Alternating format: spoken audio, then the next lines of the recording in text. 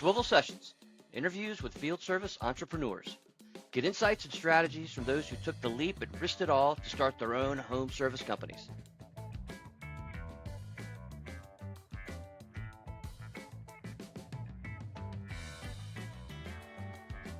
Fear has killed more businesses before they've ever really got started. Fear of failure, fear of the unknown. People just tend to build a wall of what ifs that they just can't quite get past when they're thinking about starting a business. But for Peters Pierre-Louis of AP Hauling in Philadelphia, fear is actually what motivated him to completely change directions in his life, from being a successful private chef in New York City to moving to Philadelphia and starting a very successful moving and hauling business. And he made a great point. He said, sometimes the beginning is always scary, no matter where you are or what you're trying to do. But just don't overthink it, which a lot of us can relate to, and start where you are. Just an amazing conversation and a great example of overcoming those fears, sometimes even using them as motivation and fuel to start something that brings you success in life. A great conversation. Peters Pierre-Louis, AP Hauling. Enjoy the show. All right, welcome back to Grit and Growth, brought to you by Swivl, where we love to shine a light on field service entrepreneurs. And Jeremy, if I were to say the word moving to you, what is the first thing that would come to your head? Fear. No, I don't know. It's stressful, backbreaking. Scary is the one that comes to mind, or the knee-jerk, I'm busy, no, I can't help you. Yeah. But our next guest has cracked the code on taking the fear out of that word. He's mastered the moving experience for his clients. His company, AP Haulers, has built a great reputation across the Philadelphia area for delivering seamless services, both residential and commercial. And we're happy to have the owner of AP with us today. Peters Pierre-Louis, how are you doing? Welcome to Grit and Growth. Hi, Peters. All right. Thank you for having me. I'm doing great. Jeremy, Tyson, how you guys doing? AP All right, we're Haulers. doing good. Haulers has got an awesome website. I was going over it, and you definitely have created something special. But we always love to start at the beginning. Walk us into what you were doing before making that jump into starting the company. I'm always doing something. Entrepreneurship has just been in me, in my blood. I guess starting from my grandparents to my mom. So I took it serious about over a year ago, but before I was doing it as a side hustle. The way I even got into real estate, I got to Philadelphia because of real estate. I started investing in real estate in 2018. So then 2022, the last project I did was a 3-family. So I decided to move down here to basically manage my properties and also get rid of the, problem. Because with real estate, people don't tell you you're gonna run into problems. Real estate is great, but sometimes, your money gets either, jam packed, and then I needed money. So, and I've moved tons of friends before, even myself. So I'm like, let me just get my hand and do that as a side hustle. And then, I was doing it for free. So why not get paid for it? So that's pretty much in a nutshell, how I got into it as a side hustle. But my profession is being a chef. So I did that. I was going back to New York to service. I work as a private chef, and once that phase off, and then I just kind of like, I'm just gonna stick to Philadelphia and just do the moving until further notice. Pretty much. You're a Renaissance man, Peters. Yeah, nice that's what I'm work. talking about. Opt is one of my favorite shows. I watch it all the time. And so, was there some? You seem like you could be on that show. You got a good personality and a good look. So you should try and get on there maybe another day. But was there a aha You moment? trying to get me to cook for you, man? Yeah, maybe. Come down to Atlanta and cook in our offices. That would be awesome. Was there like a moment when a defining moment when you said, I'm going to go ahead and just do this? This is going to be my full-time career path for now, at least, with the hauling and the moving and that sort of thing. Yeah. This happened last, what year? In 2024, like right before my birthday, and my client was like, "Oh, they would start acting funny, and then basically they basically terminate my contract. So then I'm like, well, I'll just, before I was doing it like so I had this job where as a private chef, I go to New York, work 3 days out of the week, 3 days out of the week, pretty good money. So I would just make them dinner. I do I want to say how much money I was making, but it was pretty lucrative. So That's good enough. once that happened, and I was like, once that happened, also, I'm married now and have a family in the way. So I'm like, hey, Nice. I just want to Congratulations. just stay, Congrats. thank you, stick in Philadelphia. And that way I don't have to go back to New York, find another place. So and I knew the market. I've been doing it for the past couple years, but not full on. So once that happened, I just called one of my friend who had a cargo van, and I just rented from him weekly for about 2 3 months, and then from there, after that, I just went and got my own truck, and then since then, I just been doing it full time. We've talked to Perfect. so many people that are in that kind of junk removal area, and I can't tell you how many of them, Peters, they've haven't even had the truck. They've gone and they've rented a truck, and then that job would get them the money to rent the next truck. And I love how people make that happen if they want to. They manifest it and they make it happen. What were your expectations? We love talking about expectations on the show. Were your expectations, going in? I know you're trying to take care of your family, but did you have any other expectations about possibly growing it or being an owner? All right, like I said, I being an entrepreneur for me, it's not. It could be scary. I've tried many things, right? And I've done real estate. I've been an agent, being a real estate. I still own some properties and managing that. So the beginning is always scary. It's just the don't overthink it. Don't over. Sometimes people get so much information, and it just kind of like, just start wherever you are. So it's a lot of times people are conditioned to just, nothing wrong with having a job. If the job is paying me well, then just, me being my own, making it on my own, I'm gonna go take care of that. I'm gonna go take the job, but I'm still gonna think of how, okay, the longevity is, you do this to get the freedom to do whatever you want to do. And there's no need for well, someone, oh, you a lawyer, people, there's no need to be in a box. You could be a lawyer and something else, or a great actor, or whatever. So that's just the way I was raised. So that's just kind of like in me. So if something doesn't work, I'll just go pick up the next thing, and and make that work. You don't get I tripped love up it. by that fear that people have. So many people have an idea and they're just crippled by taking a risk. And now, is there one thing that is a hurdle that you've had to deal with, or in any of the different areas of entrepreneurship that you do? Is there anything that you're still trying to figure out, or that pops up as a problem? Yeah, people. We're dealing with people, and Yep. Perfect. That's it. God, you know, that's checkmate. That's one, checkmate right there. yeah, because the number one person that's gonna get in your way is yourself, right? Yeah, And it's managing people's expectation, whether if it's your client, even yourself, right? Whether it's a customer or the people you work with, you gotta manage their expectation, and it's not easy, but we do it. great answer. That's a good answer. Talk to us about your customer base.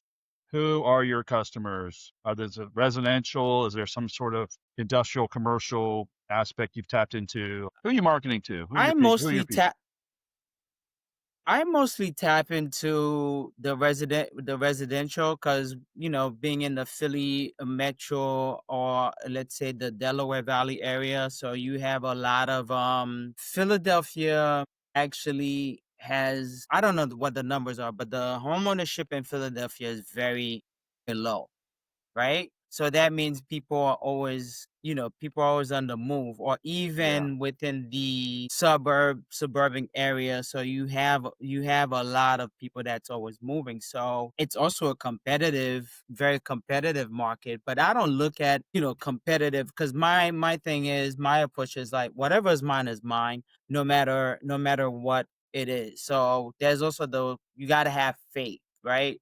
That you Mm. have to believe what you want to achieve. It sounds so cliche. You just got to go out there and strive for it. So this week might not work. There's always next week or next month. So in business is you always have to pivot. So I would say, one of the challenging, let's say, even junk, because I also do junk removal, is trying to Yeah. stay busy. That's Yep. really the name of the game. Because if you And already delivery have the truck, services too. yes. So, Yeah. well, when I first started, I was doing a lot of that with GoShare, Dolly, Yeah. so I got to learn a lot of the neighborhoods.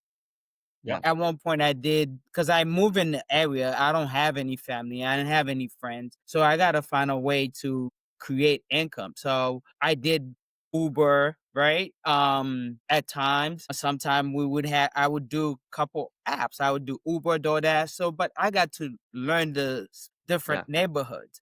That's a And good way to do it. I know that targeting the area gives me a chance to figure out. Also, go online and see what other small movers are charging. The big Yeah. boys, I already know what they're charging, right? But then you got to see, but then you don't want to be too cheap, right? You don't Yeah. want to be too expensive. You want to be somewhat in the sweet spot in the middle. That's really the challenge when you're a small business owner, when you're first starting out. It's just finding that sweet spot where you could provide good quality service, and then you get rewarded for it, because you don't want to overwork and not get paid. Yeah. Then you're gonna become like, you don't want to be bitter. You want to do it with a smile. You want to, like, I look at it as two business. It's either real estate, right, which Yeah. means real property, or intellectual property, which you either providing a high level service, some type of service, or you have a product. That's just how I look at it. Okay. Okay. And sometimes you have to. You talked about, you don't want to charge too little, you don't want to charge too much. And I know for a lot of new business owners, they have to make deals. They have to get their name out there, and so they try to do deals for everybody to just make sure that they get that good word of mouth and that guerrilla marketing aspect going. Craigslist still works. Flyers works. Door Yeah. hangers work. Going and knocking doors or handing Knocking people your doors business always work. Knocking cards. doors. Yep. You could go put flyer on Sundays. People go to church, put flyers, on their vehicle. If you don't, or you could, you gotta create a network. You gotta have a Yeah. network. Once you have the network, and then the next step is to basically create branding, right? But that Yeah. takes time, and it takes money. A lot of the times when you have people, what they fear is that they fear to invest in themselves. Yep. Tell us about what has it been, two solid years ish that you've been running along in this lane, roughly? It's been a solid year and a half. Okay, so that's good. Because my question is, as far as your Officially, a solid year and a right, half officially. right. So my question along those lines is, your growth as a company, as far as dollars, amount of business you're getting, how is that going? Are you swinging in the right direction? Are you staying stagnant, or what's happening there with growth? Well, it's in the fall season now, right? So Yeah. Yeah. usually there's a dip. So when there's a dip, you can't be afraid. This is the time to, prepare for the next coming season. And Yeah. people are always moving. What makes moving, or even junk removal? We got so much stuff in this country.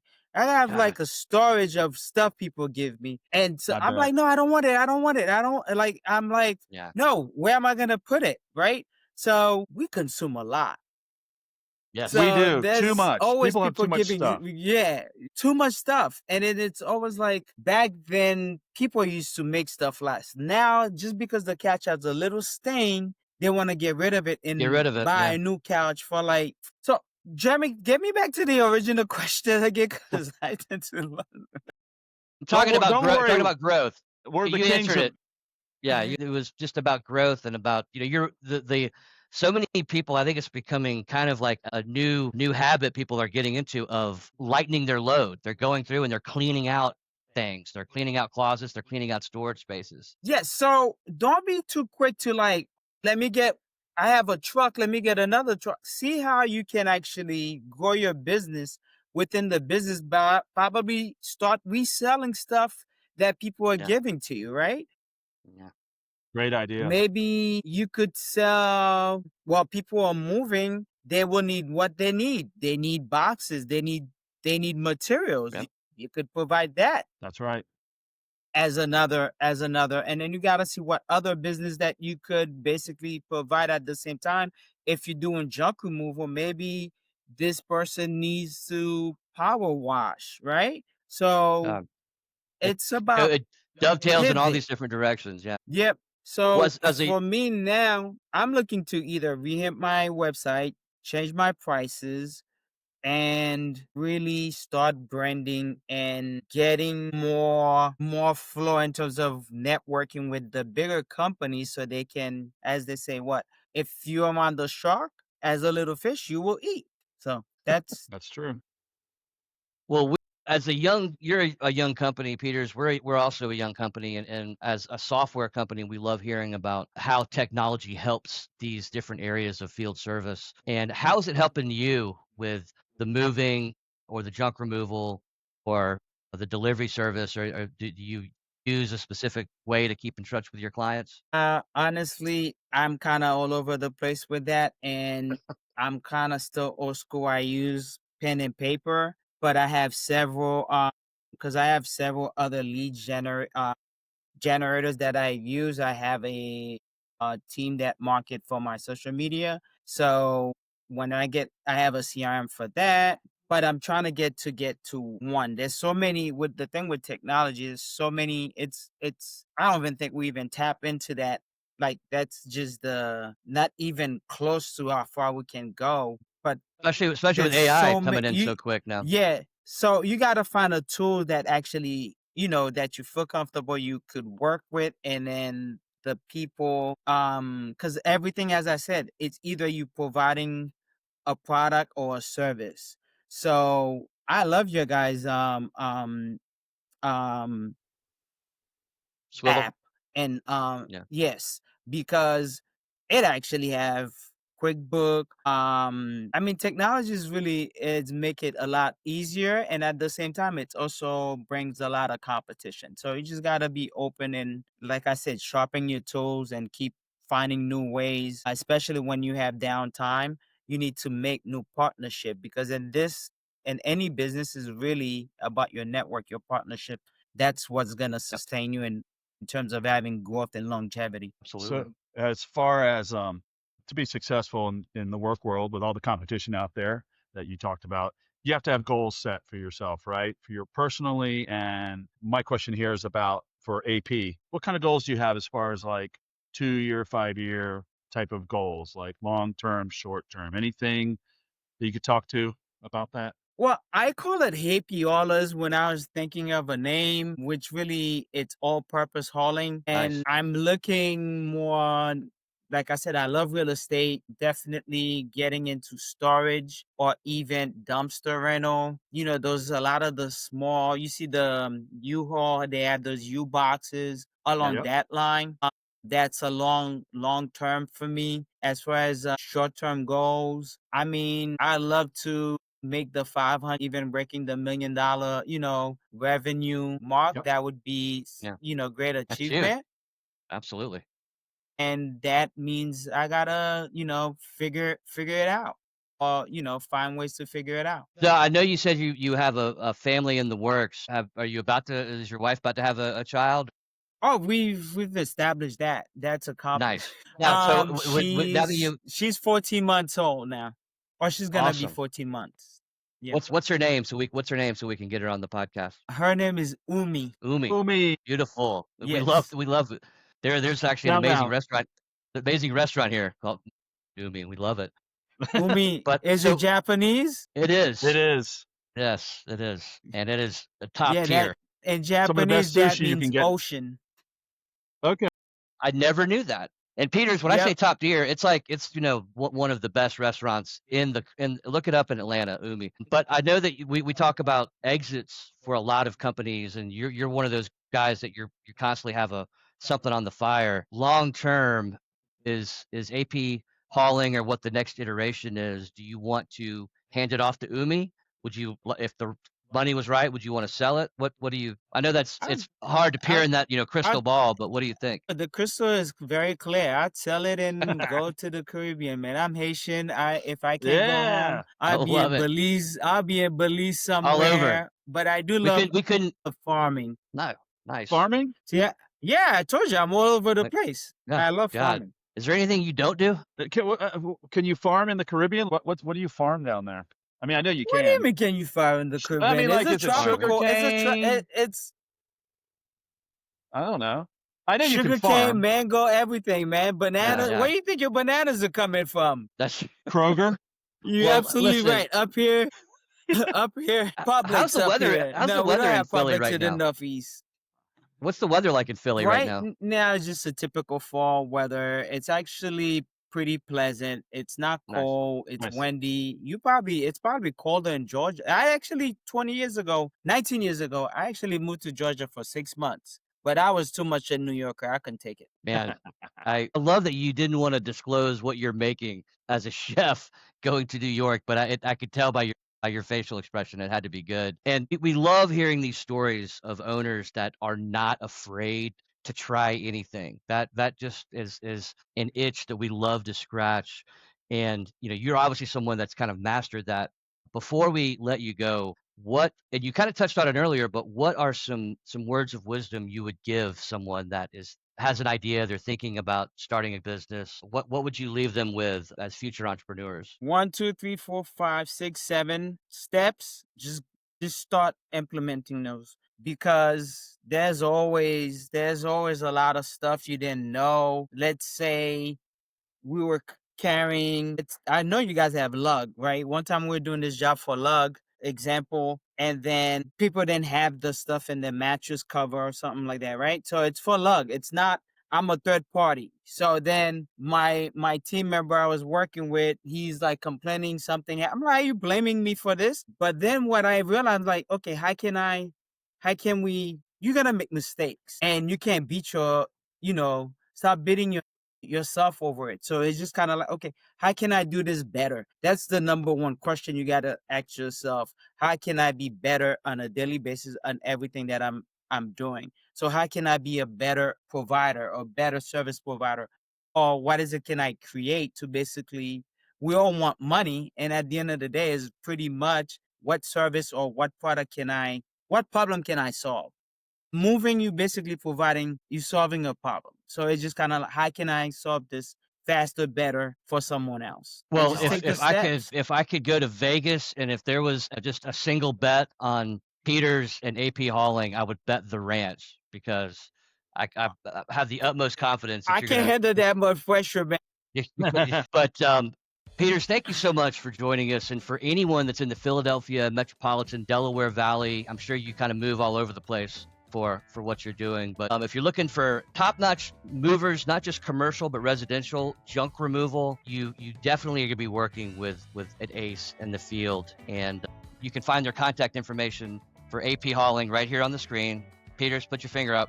Put your finger right there, and you can be sure that you're working not just right there, not just with a true expert in the field, someone that has mastered the art of making moving not scary. And AP hauling has done that. And Peters, thank you so much for joining us on Grit and Growth. We really did appreciate it. Thanks, Hey Peters. guys, thank you for having me. Thank you, Tyson. Thank you, Jeremy.